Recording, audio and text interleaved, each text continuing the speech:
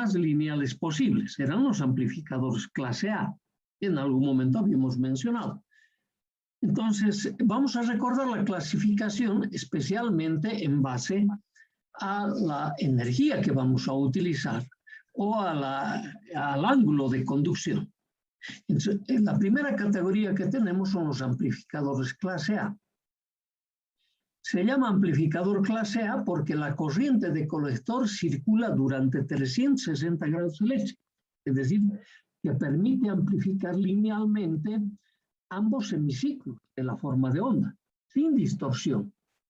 Entonces, eso además, ese tipo de amplificador está correlacionado con el tipo de polarización que tiene que tener el transistor. Y para nosotros, el transistor de potencia debe trabajar en su punto medio de las características de salida del transistor o en la zona media de la zona activa. Eso hay que ir recordando por si acaso. Ahora, de esa manera es que vamos a tener una señal amplificada linealmente, sin posibilidades de distorsión. Ok. Para eso nos tenemos, después recordaremos cuáles van a ser las condiciones para la polarización en ese tipo de amplificador. El siguiente amplificador que tenemos, primero quiero pasar a al clase B, ¿sabe? Es el amplificador clase B. La corriente de colector circula solo durante 180 grados, o sea, decimos la mitad de la del amplificador clase A. Entonces, por ese tema, el punto de trabajo de este amplificador puede estar sobre las características de corte o sobre la característica de saturación. Cualquiera de los dos. Después veremos cuál es que nos va a convenir para poderlo seleccionar. Pero tiene que hacer de tal manera que el transistor solo me amplifique un semiperiodo, ya sea el semiperiodo positivo o el semiperiodo negativo, dependiendo de dónde yo ubique el punto de trabajo de este amplificador. Por lo tanto, ya podríamos nosotros decir que este amplificador con un solo transistor no nos va a ser útil, porque solo se amplifica 180 grados, la mitad de la señal. Entonces nosotros necesitamos escuchar la señal completa, los 360 grados eléctricos. Entonces ya nos adelantamos a decir que cuando sea clase B, tiene que estar hecho como mínimo en un sistema con 2 transistores. En un sistema. De tal manera que el sistema trabaja como clase A en los 360 grados, pero cada transistor solo contribuye con 180. Sencillito. Entonces, otra vez acá, depende de la polarización, depende de dónde vamos a fijar su punto de trabajo. Ahora, los amplificadores también, después vamos a mirar ese tema, se clasifican en base a su rendimiento. Solo anda recordando, con calmita, ya vamos a ver qué va a ser también el rendimiento. Entonces me dicen, ¿sabes qué? Se han generado otra clasificación de amplificadores y se ha colocado una clasificación intermedia entre el A y el B, que es el amplificador clase AB. En este amplificador clase AB, la conducción eléctrica es más de 180, pero menos de 360 grados eléctricos. Entonces uno dice, pero este amplificador tampoco me va a ser útil, porque no me amplifica linealmente ambos hemiciclos. Entonces vuelves un poco al amplificador clase B, entonces dices, lo puedo utilizar en un sistema. De tal manera que un otro transistor me entregue la parte que me está faltando, porque fíjate que es más de 180, pero menos de 360, le está faltando una porción. Seguramente va a tener algunas características importantes un amplificador de este tipo. Entonces, en el fondo dicen, estos 3 amplificadores son los que realmente nosotros utilizamos para amplificadores de audio. Después de esto existe otro, el amplificador clase C, que la corriente que circula por el colector es menos de 180 grados. O sea, me amplifica todavía ni la mitad del periodo, ¿no ve? Ni el semiperiodo, si quieres, menos que eso todavía. Por lo tanto, nosotros decimos, ya ni formando un sistema, el clase C, va a ser posible utilizarlo como amplificador de audio. Pero el clase C es recontra útil, igual que el AB, para amplificadores de radiofrecuencia, para las etapas de transmisión, la última etapa del sistema. Ajá. ¿Por qué? Porque estos amplificadores van a funcionar con una carga que se asemeja a un péndulo. ¿Han visto esos relojes que tienen un disco que está balanceándose y permanentemente, ¿no ve? Esos discos solo necesitan la energía cuando va a un extremo. Le dan un pequeño golpecito y vuelve a oscilar. Otro golpecito, vuelve a oscilar. Y siempre va a recorrer la misma distancia. Entonces, ¿qué me dice? Siempre te va a entregar la mitad de una onda y en un sistema te va a entregar la onda completa. Y van a tener un mejor rendimiento los amplificadores clase A, clase C que cualquiera de estos. Entonces, el rendimiento parecería que va a ser inverso a esta clasificación. Ok. Pero después de esto ha surgido otro amplificador que es el clase D. Claro, uno dice clase D, debe ser su circulación menos que 100. No tiene nada que ver con el ángulo de conducción. Estos amplificadores clase D son los amplificadores digitales. Que vamos a mostrarlo también casi al finalizar este capítulo. Pero no en su totalidad, porque todavía hay algunos conceptos que no lo vamos a entender. Pero con todo lo que vamos a aprender hasta aquí, sí es posible hacerlo. Es cuestión de un poco más de imaginación. Ok. El amplificador clase D, muy parecido al amplificador clase B, va a depender dónde vamos a fijar su punto de trabajo, por empezar. Entonces ahí nos va a hacer confundir con el B. Parece que si lo tengo que fijar al corte o a la saturación, vamos a decir. Pero lo que pasa es que este amplificador D, cada vez que entrega señal, recorre toda la zona activa del transistor, sí o sí, siempre desde la saturación hasta el corte o desde el corte hasta la saturación. Ajá. Y me va a entregar una onda pulsiva de un valor lógico. 0 en una posición y 1 en el otro. Entonces me dice, permanentemente me vas regenerando la energía. Eso vamos a mirar, por eso tiene otro tipo de comportamiento este amplificador. Nosotros, con todo lo que hemos aprendido, no vamos a tener problemas en estos 3, A, B y B. El C no lo voy a desarrollar. Porque esto es para otro nivel. ¿No ve? Pero ya tengo la idea. Nosotros estamos en audio, estamos acá. Este también se utiliza en audio. Entonces también lo vamos a mirar. Pero no en su detalle, porque para comprender toda la amplitud del amplificador clase D, tendríamos que saber el tema de codificación de códigos. En uno de los códigos más sencillos sí lo voy a explicar. Ok. Si ya sabemos lo que vamos a hacer, ya hemos empezado a sospechar que parece, vía el rendimiento va a haber, que la clasificación va a estar exactamente al revés. Pero en esa clasificación, además, va a haber otro elemento que se viene a denominar factor de mérito.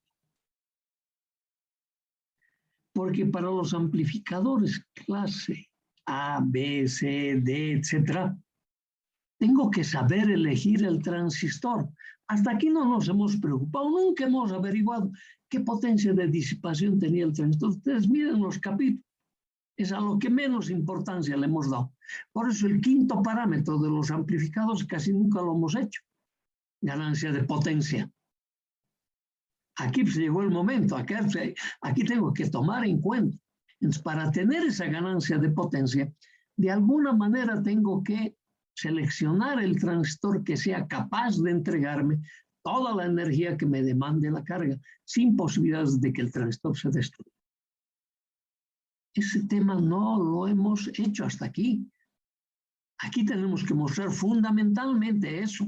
Y vas a ver que va a ser un parámetro de diseño que siempre lo vas a utilizar, sea tu amplificador de estos tipos, o sea, tu amplificador clase D. Ok. Bien dicho eso, vamos a pasar a desarrollar aquellos que nos interesan. Pero en realidad, digo yo, vamos a desarrollar. El clase A está hecho. Yo te lo voy a mostrar. Parte del clase B también está hecho. Pero al clase B le vamos a dedicar todo un subcapítulo de tal manera de entender ese sistema. Y si entiendes ese, después el clase D, para su última etapa, se entiende. Son las etapas anteriores que crean problemas. Ya lo vamos a mirar con calma. No está bueno que todavía que yo me adelante mucho, ¿no? Entonces empezaremos a ver qué parámetros tengo que tener en cuenta para dimensionar mi amplificador. ¿Y qué es dimensionar? Para diseñar el sistema. ¿Ve? Entonces, lo primero que te voy a mostrar es lo mismo que hicimos cuando aprendimos diodo, ¿no ve? El diodo A está con toda su hoja técnica, sus límites, etc. Pero hemos aprendido a seleccionar al diodo para que me pueda entregar en la transformación una cantidad de componentes de continua, ¿no ve? ¿Te acuerdas? Ah, sí, pues hay algo parecido, algo parecido. Entonces, veamos las consideraciones que vamos a tener. Lo primero, volvemos a decir, oye, la polarización. De eso no nos vamos a, no sé si vale el término, salvar. Entonces, lo primero para mí siempre va a ser la polarización de ¿quiénes? De los transistores. Para obtener un punto óptimo de trabajo sobre las características tensión corriente de los transistores. Este tema lo hemos desarrollado. Y aquí te lo vamos a mostrar otra vez, que todo lo que veas desarrollado sí te va a servir. Ok. La potencia de continuo. Si en otras palabras, hasta aquí no nos hemos preocupado mucho de la potencia de continuo en nosotros. Para nosotros, tenía que haber una fuente de tensión disponible. Lo único que teníamos que hacer es elegir un transistor o al revés, elegir una tensión de continua disponible de tal manera que no sobrepase la tensión de ruptura del transistor. ¿No ve? A los uno podía ser igual. Eso solo era una cuestión de mirar los parámetros y decir, me voy a elegir esta tensión. Entonces, ahora, es que hemos dicho permanentemente, igual que el diodo, ¿no ve? En el transistor. ¿Qué hace pues, el transistor? Es un dispositivo que me convierte energía, hemos dicho, de continua que recibe vía la polarización en componente de alterna que entrega la carga. En base a una señal muy reducida que recibe en el terminal de entrada del transistor como control de la transformación. Oye, esa forma de recibir y entregar energías, tú lo has aprendido en la materia de física. Claro, allá nunca te han dicho seguramente que el transistor, que la materia de redes, nada, pues claro, estamos aprendiendo física. Entonces tú lo has mirado y dices, total que lo aprende el docente, yo estoy viniendo a estudiar ingeniería electrónica, me llegará mi turno. Y estamos justo casi en la mitad de la carrera, ¿no ven? Entonces en algún momento te tienes que ir, y ese es mi trabajo, lastimosamente. En algún momento te tienes que convencer que esto que estás aprendiendo ahora sí es para ti. Por lo tanto, lo tienes que aprovechar al máximo. Y sabes que estás invitado a desarrollar más de lo que yo te estoy dando. Tiene que haber esa autoformación sí o sí, porque cuando termines esta carrera, siempre te va a faltar un centavo para completar el peso y te puedas subir a un transporte público. Si te falta el centavo, no te vas a poder subir. Lo vas a hacer nomás a pie. Entonces yo te estoy incitando a que tú te ganes ese centavo más para tener la vida más fácil. Ok. Bien. Entonces, tenemos que correlacionar todas las cosas que hemos ido viendo. Claro que sí. Ahora tengo que saber elegir una continua.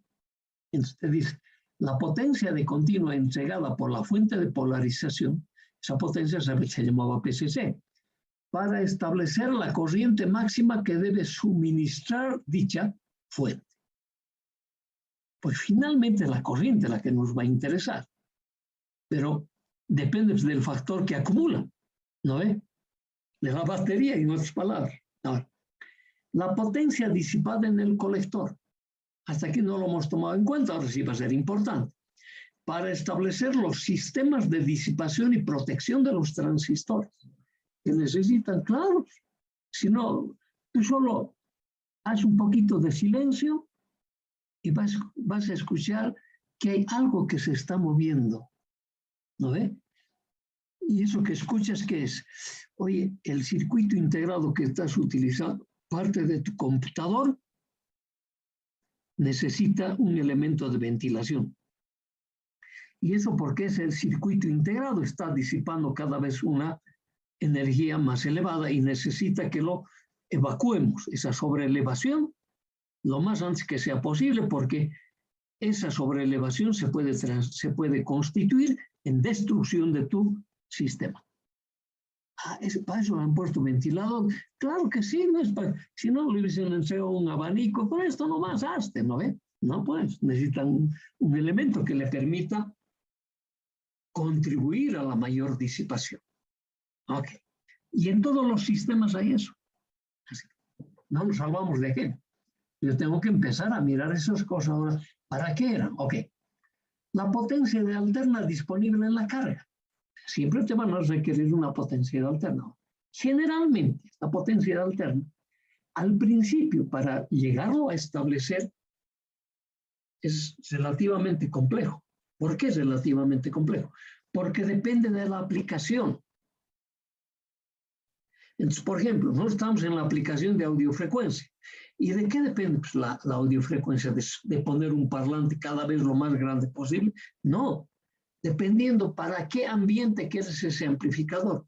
Seguramente ese amplificador no es lo mismo, por ejemplo, ahora que tenemos partido esta tarde o esta noche, para amplificar la señal de voz en un estadio o música, lo que quieras, que eso en un coliseo que es cerrado, o que esto esté en un lugar de, por ejemplo, tu sala de tu hogar, ¿sabe? Porque está recubierto de con paredes, y esa pared seguramente es de ladrillo y debe estar revocado. El estuco que le han ido poniendo tiene una capacidad de absorción, luego de reflexión, y lo que tú estás escuchando son esas cosas reflejadas. Ahí han rebotado las señales. Y lo que va rebotando a tus oídos tiene que llegar con perfección. Entonces, ¿cuál ha sido la tecnología? Eso han ido recabando la información y lo han puesto en pequeños ábacos o tablas. Entonces te dicen, en un ambiente que sea, por decir, de 2x2, revocado con tal material, hecho a puro ladrillo y no todo de hormigón armado, por ejemplo, te va a decir la potencia de alterna que requieres para cubrir con un sonido lo más constante posible para el oído humano es de tanto. Eso está ahí en una tabla. Entonces vos con esa tabla vas a iniciar esto. Entonces una vez que has iniciado eso vas a decir, oye, ¿y cuál es el transistor que me hace esto? Entonces, para venir a este. Una vez que tienes esto, oye, ¿cuál es la potencia de alterna que voy a requerir para entregar? Es toda una cadena. Y en ese camino estamos. Ok. Si habíamos hecho sospechar hace un momento que va a depender del rendimiento. Valor importante que también voy a tener que calcular. Y aquí te dice rendimiento para establecer su capacidad de transformación. ¿De quién? Del transistor que va a recibir la energía de continua y transformarlo en energía de alterna. Ajá. Ahora, hay otro factor, hemos dicho, factor de mérito se llama.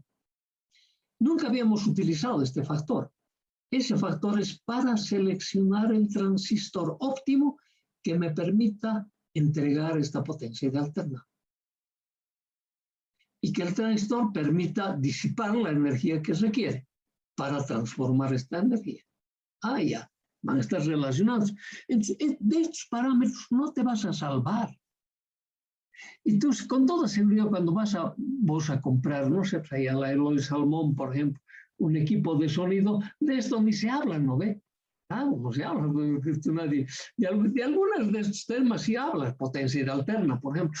Yo quisiera un equipo, y hoy en día hasta esa potencia de alterna tiene todavía otros conceptos. adicionales, que con calma vas a ir aprendiendo.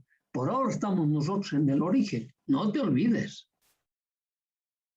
O es que el día que hemos entrado al kinder ya hemos salido bachilleres. No, no, hemos tenido 12 años más de formación. Así mismo, claro. Si no, ya te hubiesen dado el título. Ok.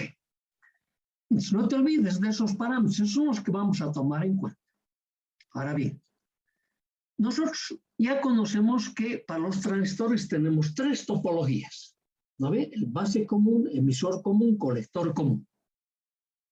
Y de esas 3 topologías, aquí nosotros ya sabemos que cada topología desarrolla un determinado parámetro con mayor ventaja que las otras topologías. Hemos hecho todo un cuadrito, te hemos pedido que lo pongas en tu cabecera, seguramente que está, ¿no ve? Y hemos dicho base común, por ejemplo, ¿qué te amplifica más? Hemos dicho, ese amplifica tensión.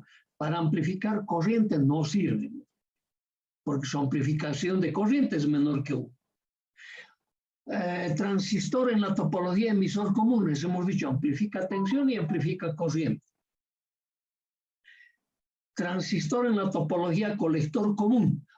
Ese es buenísimo como amplificador de corriente, pero malo como amplificador de tensión. Entonces ya tengo mis 3 topologías. Y empezamos a recordar cómo hemos dicho que vamos a amplificar potencia, consiguiendo 2 parámetros importantes, tensión y corriente. Pero, ¿y ahí qué hemos dicho que vamos a normalizar? Tensión. Entonces yo tengo que buscar de las 3 topologías, aquellas topologías que me amplifiquen lo más que sea posible la corriente. En ese entendido, mi recomendado sería pues, colector común. Es el que me produce mayor amplificación. Pero el de emisor común no se queda atrás. También amplifica buena corriente. Entonces ya de las 3 topologías que antes usábamos, nos estamos quedando con 2. Y posiblemente al finalizar nos vamos a quedar con una de ellas. Pues eso me hace repetir las topologías usted. Pero claro, yo quería que entre en tu cabecita. Con razones, pues claro, pues necesito que tengas las referencias. Si no tuvieses las referencias, ¿cómo yo podría volver a explicar esto? No, cada vez que empiezo un tema tengo que repasar toda la electrónica. No, pues, obviamente que no. ¿No ve? Entonces, ya hemos sospechado, con razón. Ahora, las 3 topologías requieren circuitos de polarización. Y la primera pregunta que tenemos ahí, ¿tú has visto que eran diferentes los circuitos de polarización? No. Todos hacían lo mismo en la polarización. Entonces, ya reduciéndome las topologías, decimos, el circuito de polarización es el usado en los amplificadores de pequeña señal. O sea, para los amplificadores de potencia vamos a utilizar los mismos circuitos de polarización, con algunas restricciones por las condiciones que me tienen que entregar para las señales. ¿No ve? Ok, enseguida lo vamos a ver eso. Aquí te está diciendo la primera restricción. No se usa el capacitor de derivación en el emisor del transistor. Nos poníamos un condensador en paralelo con él. ¿Por qué? Porque para tener una buena estabilidad nosotros teníamos que elegir una resistencia de emisor lo más elevado posible.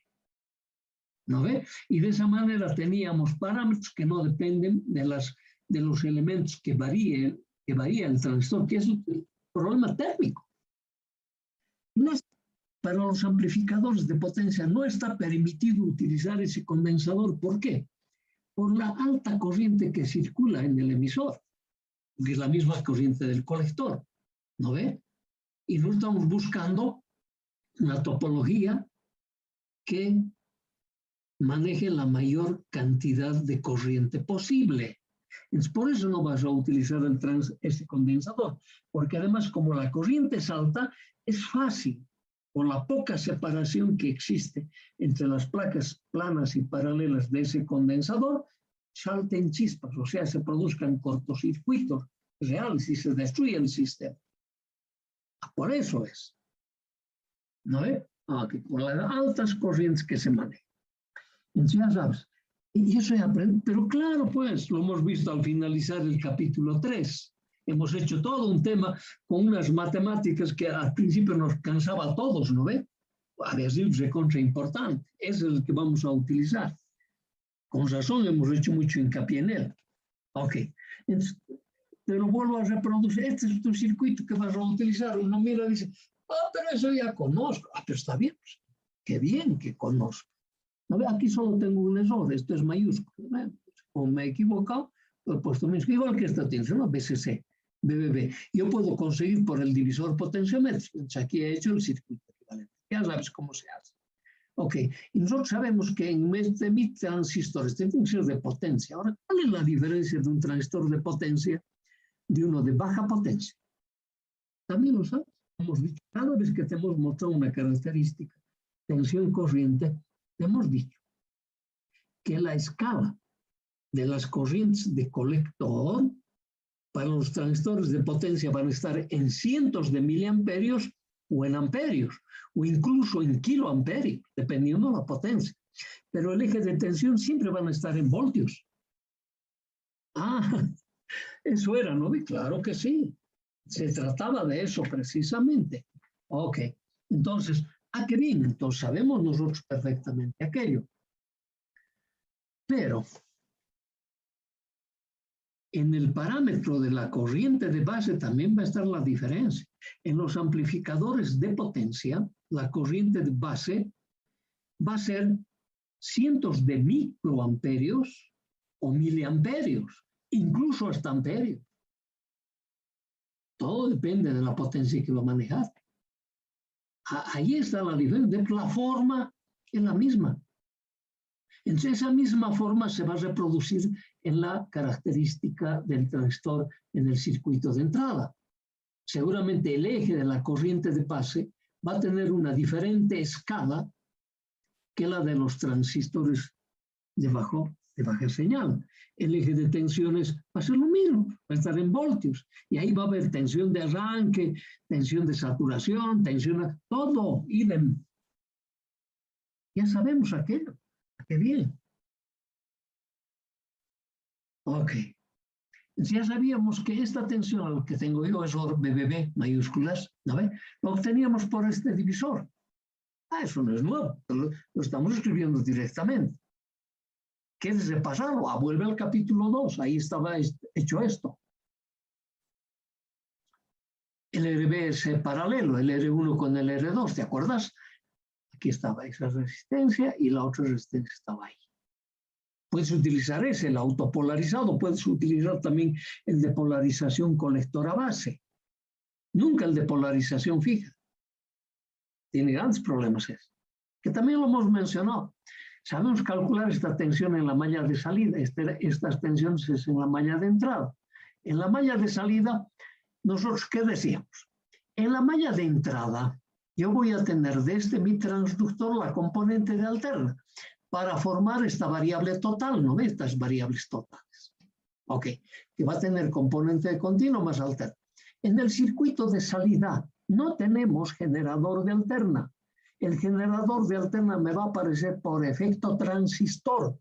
Eso no va a cambiar para el transistor de baja señal o para el transistor de potencia.